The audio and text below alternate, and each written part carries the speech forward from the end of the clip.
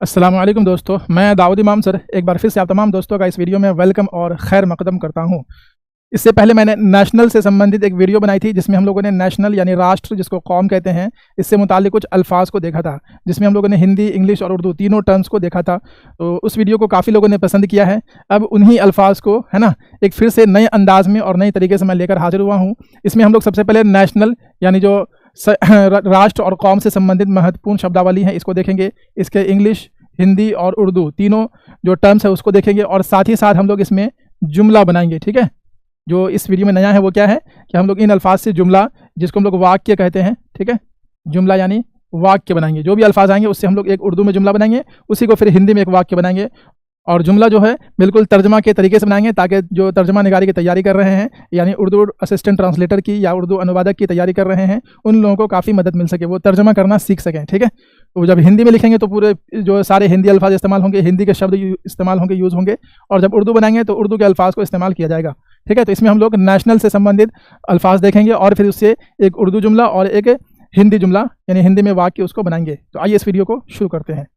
सबसे पहला लफ्ज़ जो हमारा है वो है नेशनल फ्लैग, जिसको हम लोग हिंदी में राष्ट्रीय ध्वज कहते हैं और उर्दू में कौमी परचम कहते हैं। ठीक है, नेशनल फ्लैग, राष्ट्रीय ध्वज यानी कौमी परचम। आइए इसको सबसे पहले हिंदी में एक वाक्य बनाते हैं। तो लिखेंगे भारत का राष्ट्रीय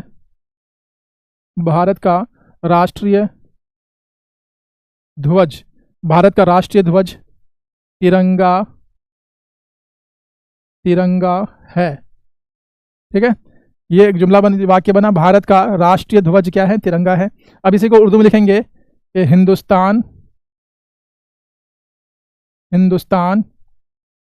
का कौमी परचम, राष्ट्रीय ध्वज को क्या बोलते हैं? कौमी परचम। हिंदुस्तान का कौमी परचम तिरंगा है। ठीक है, हिंदुस्तान का कौमी परचम तिरंगा है। हिंदुस्तान का कौमी परचम क्या है? तिरंगा है। ठीक है, चलिए एक हो गया। आगे देखते हैं। अगला लफ्ज़ है वो है नेशनल लैंग्वेज। क्या है? नेशनल लैंग्वेज, जिसको बोलते हैं राष्ट्रीय भाषा। उर्दू में इसी को बोलेंगे कौमी ज़बान। ठीक है, आइए इससे भी एक जुमला बनाते हैं। भारत का कोई राष्ट्रीय भाषा नहीं है। ठीक है, इससे पिछली वाली वीडियो में मैंने सवाल भी पूछा था कि बताइएगा भारत का राष्ट्रीय भाषा कौन सा है, तो बहुत सारे दोस्तों ने सही जवाब दिया है कि कोई नहीं, भारत का कोई भी राष्ट्रीय भाषा नहीं है ना। राष्ट्रीय भाषा अगर देखा जाए तो भारत का कोई भी नहीं है।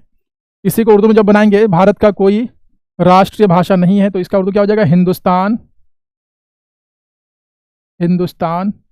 की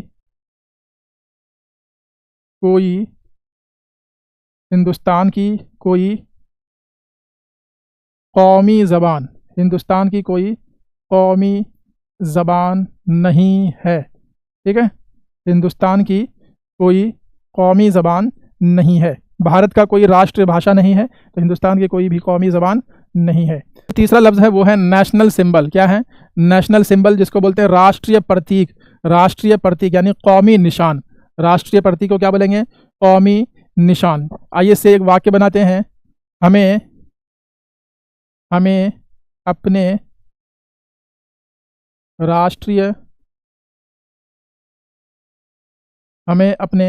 राष्ट्रीय प्रतीक का सम्मान करना चाहिए। हमें अपने राष्ट्रीय प्रतीक का सम्मान करना चाहिए। ठीक है, अब इसको उर्दू में बनाते हैं एक जुमला। तो क्या लिखेंगे? हमें अपने कौमी निशान की सम्मान को क्या लिखेंगे? इज्जत। सम्मान को क्या लिखेंगे? इज्जत। हमें अपने कौमी निशान की इज्जत करनी चाहिए, है ना। हमें अपने कौमी निशान की इज्जत करनी चाहिए। ठीक है, चलिए आगे बढ़ेंगे। अब जो चौथा लफ्ज़ है वो है नेशनल अवार्ड। क्या है जी? नेशनल अवार्ड यानी राष्ट्रीय पुरस्कार। क्या बोलेंगे? राष्ट्रीय पुरस्कार। इसको उर्दू में कौमी इनाम कहेंगे। ठीक है, कौमी इनाम यानी कि राष्ट्रीय पुरस्कार, और इसको इंग्लिश में नेशनल अवार्ड कहेंगे। आइए एक हिंदी में पहले एक वाक्य बनाते हैं। विराट कोहली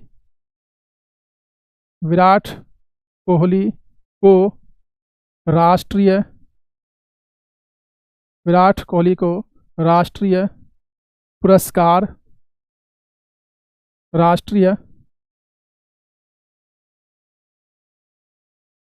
पुरस्कार से सम्मानित किया गया। है ना? क्या बनाया मैंने सेंटेंस कि विराट कोहली को राष्ट्रीय पुरस्कार से सम्मानित किया गया। ठीक है, अब इसको उर्दू में लिखेंगे कि देखिए, विराट